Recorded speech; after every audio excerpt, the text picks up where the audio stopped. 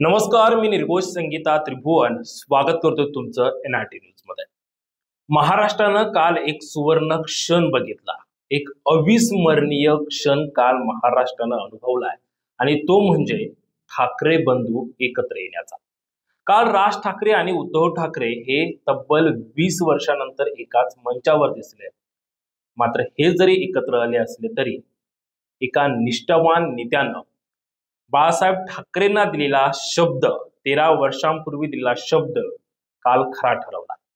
नेमकं सविस्तर प्रकरण काय आहेत आपण जाणून घेणार आहोत। मात्र तत्पूर्वी तुम्ही अद्यापही आपल्या एनआरटी न्यूजला सबस्क्राईब केले नसेल तर सबस्क्राईब करा, कारण लवकरच आपल्या एनआरटी न्यूजच्या युट्यूबवर 1 लाख सबस्क्राईब पूर्ण होणार आहे। कालचा दिवस हा महाराष्ट्रासाठी अतिशय महत्त्वाचा होता, कारण काल अनेक वर्षानंतर म्हणजेच तब्बल 20 वर्षानंतर राज ठाकरे आणि उद्धव ठाकरे हे ठाकरे बंधू एकाच मंचावर दिसले, एकत्रित दिसले।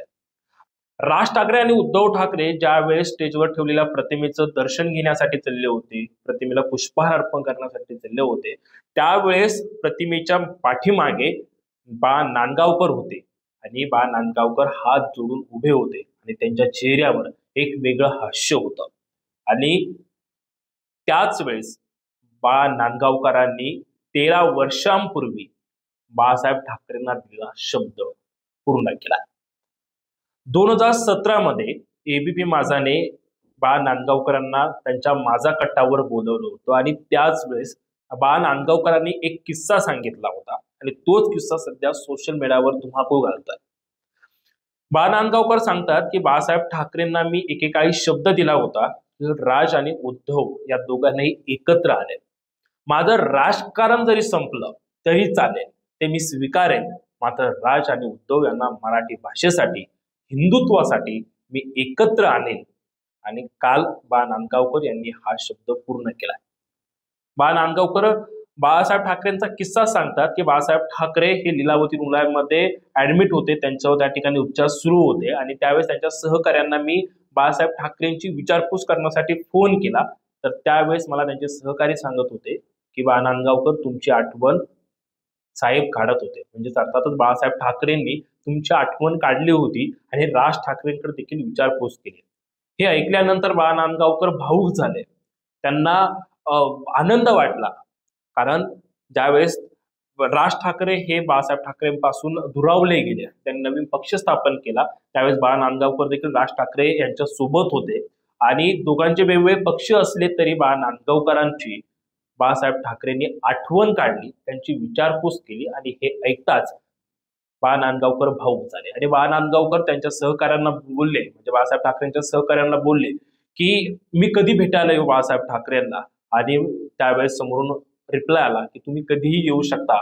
बा नांदगावकर तातडीनं लीलावती रुग्णालयामध्ये दाखल झाले, लीलावती रुग्णालयामध्ये गेले आणि बाळासाहेब ठाकरे आणि बा नांदगावकर यांची 12 मिनिटं त्या ठिकाणी चर्चा झाली आणि चर्चा झाल्यानंतर बा नांदगावकर हे त्या ठिकाणून निघून चालले होते।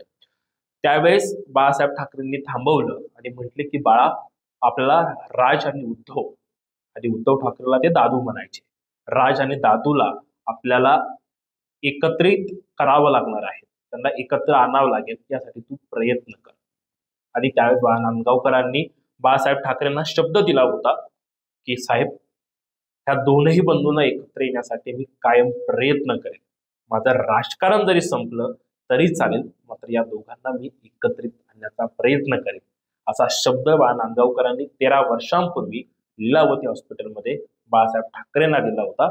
आणि काल अखेर बा नांदगावकरांचा हा शब्द खरा ठरला आणि बा नांदगावकरांचं मोठ्या प्रमाणामध्ये कौतुक होत आहे आणि सोशल मीडियावर बा नांदगावकरांना थँक्यू देखील बोललं जात आहे।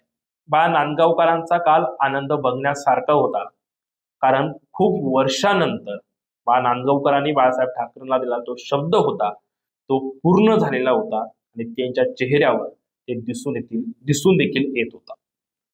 या संदर्भात तुम्हाला काय वाटतंय, तुमची प्रतिक्रिया मला कमेंट बॉक्समध्ये नक्की कळवा। या विशेष रिपोर्टमध्ये इथंच थांबतोय, पुन्हा भेटूया, तोपर्यंत नमस्कार।